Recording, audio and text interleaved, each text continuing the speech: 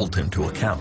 Well, you know, I wish you'd gotten a better deal for the taxpayers. You certainly got a good deal for a lot of your former clients. I think if you look at what the taxpayer is going to make on a number of these companies, it will have been good.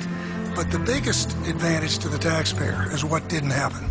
And that we did not have a collapse. We did not have double the number of foreclosures in Ohio. And oh, they're happening, Mr. Paulson. You ought to come and visit us in Ohio and see the results of your handiwork. Well, I know how terrible it is. I'm just telling you it would have been worse. That's your best argument. That's not good enough.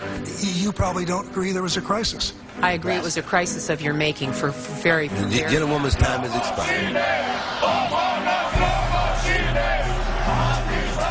The economic collapse of 2008 quickly spread to Europe, and so did the rage against bankers and politicians.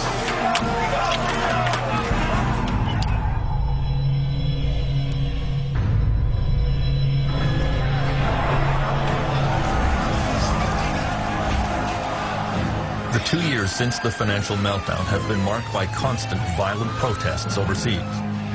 Police have fought pitched battles with demonstrators in London, in Italy, and in Lithuania. Protests in Greece began with farmers and quickly spread to civil service workers and students, all of whom are facing severe funding cuts because of the meltdown. From the very start, European governments stumbled in response to the turmoil.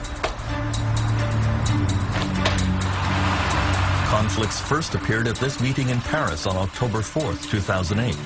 Banks in Britain and France had already started to collapse, but Europe's leaders couldn't agree on what to do about it.